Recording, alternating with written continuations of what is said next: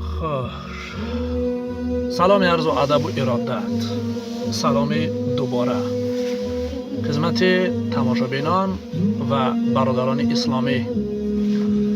الله هر یکی ما و شما را جزای خیر بده و در این راه ثابت قدم بداره انشاءالله.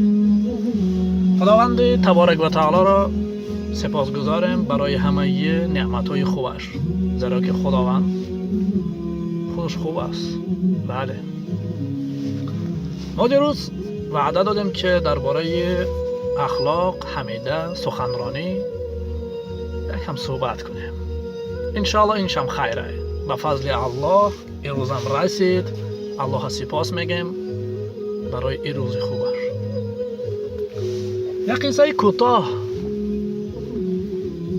به اندیشه بنده اومد که یه زمان حضرت عمر ببخشید حضرت عبدالله رضی الله عنه که وارد مسجد شدن،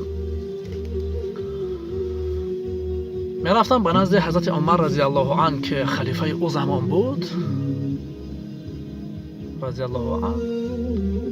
خب با خود گفتن یک پند، یک حکایه، یک حدیث، یک آیت خوب بیاموزن دیگه.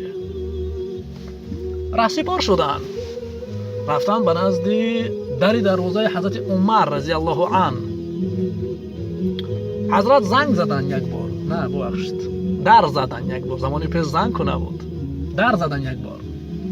دیدن که حضرت جواب نداد. حضرت گفتن خیر باشه انشاءالله. دوم باره باز گرفتن که نه، باز سوم باره.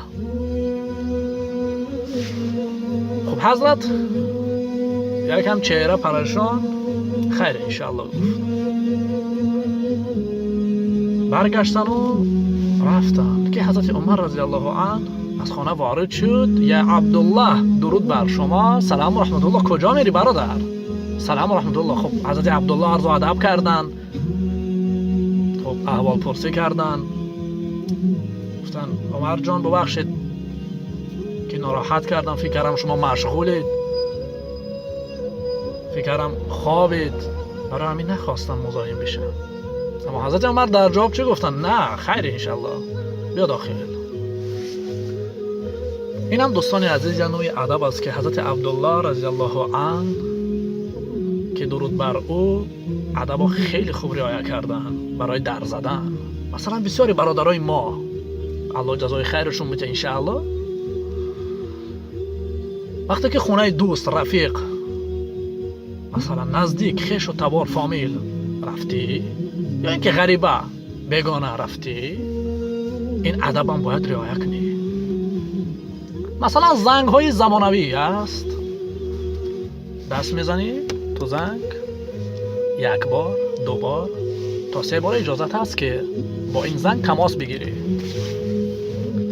اگر صاحب خونه مثلا جواب داد، عرض و ادب میکنی محترمانه با آدابانه، سلام علیکم، سلام رحمت الله، من فلانی هستم، پسر فلانی هستم، فلانی خونه است. اگر گفتن نه برو بعداً بیا، خب دیگه اینم ادب است، باید رعایتش کنی. برای همین دوستان ادب هم خیلی چیزی مهم است، خیلی خوب است.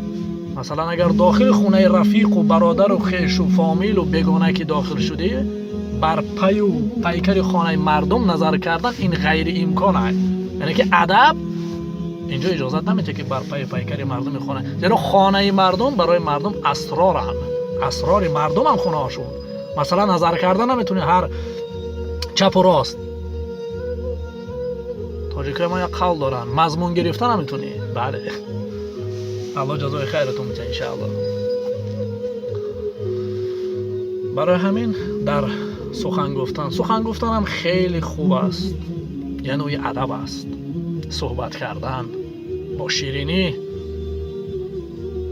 با مثلا یک چیزی است که مردم وقتی که یک طرز سخنرانی کردن لازم است که خودت تو دل مردم جا کنی، نه اینکه تو زبان مردم زبان دارن، هر چی میگن. بله اون برادر خیلی خوب است، اما تو دلش که جا شدی همه وقت میگه الله جزای خیرش بده، خیلی خوب بود، تو دلش میگد. برای همین این ادب است. شاعرها میگن ادب تاج است از نور الهی. ادب تاج است. خیلی چیز مهم است دوستان. درباره سخن گفتن، خواهر برادری، در سخن گفتن 6 ادب حضرت میگه. این 6 ادب باید در هر یک مردم مسلمان تاجیکستانی ما رعایت باشد. این یک اخلاق حمیده است، باید رعایت شود. اگر رعایت شد الله خیرت میده. الله خوشش میاد وقتی که مثلا زبان شیرین خوب داشته باشه.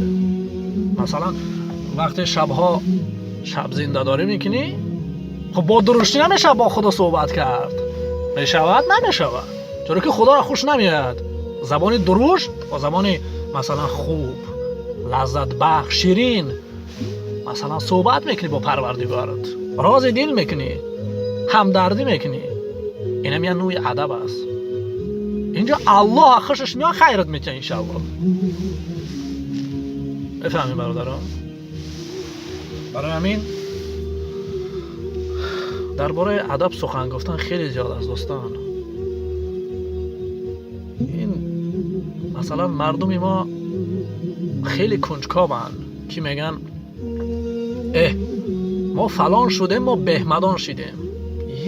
یک سوال کوچیک به اندیشه بنده که میگن که ملک از خیرتمندان جمال گیرد. خدا بیامرزه سعدی شیرازی که بهترین شاعر است.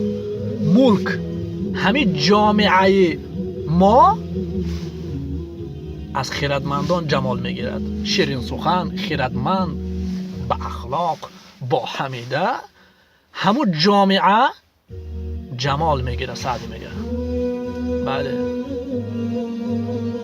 نه اینکه جنگ، نه اینکه مثلا صحبت ها، حرفای بد، دشنام فوش. سعدی مخالف اینا هست. همین شاعرای ما همش مخالف همینا هست. اگر این دشنام و فوش مثلا سخنهای بد اخلاقی خوب میبود، حضرت ها می نایستن میگفتن این خیلی کاری خوب است، این ابو که انشالله خیر میبینی. نه، این که کاری بد است نایش کرد حضرت گفت نه. ما انشاءالله برادر شما رنجور نشه. الله همه ما رو جزای خیر بده. ما هممون برادریم، هر کی باشه، که مؤدب، ادبانه، خواهرم باشه، خواهر اسلامی، مؤدبانه صحبت کنه، خیر انشاءالله. اگر آدم مؤدبانه صحبت کنه، ادبانه صحبت کنه، زبان ما انشاءالله همش ادبه. خب اکو بعضی از بچهای ما الله جزای خیرشون بده که بسیاری کلمه های روسی میان توش، اما خیر اینشم انشاءالله. الله جزای خیرشون بده انشاءالله، اصلاح میشوند. بسیار مردم ما برای چی صحبت کردن ده کمترک ضعیفن؟ برای اینکه دنبال شاعر و دنبال حمیده و دنبال اونا نمیگردیم. الله جزای خیرتون بده. اینقدر شاعر، اینقدر مثلا خوش سخنی، اینقدر کتابایی که مردم ما فارسا دارن، ای سبحان الله. اگه دیگه مردم داشتن والله انفسکمش باور کنید. برای همین حرکت کنید. مثلا اخلاق حمیده انشاءالله تو این تلفن ها خیلی زیادن. یه نظر داخل اخلاق حمیده کتاب، وقتی بیکاری الله جزای خیرت بده، یه ورق، هر روز یک ورقی خط سیریلیکی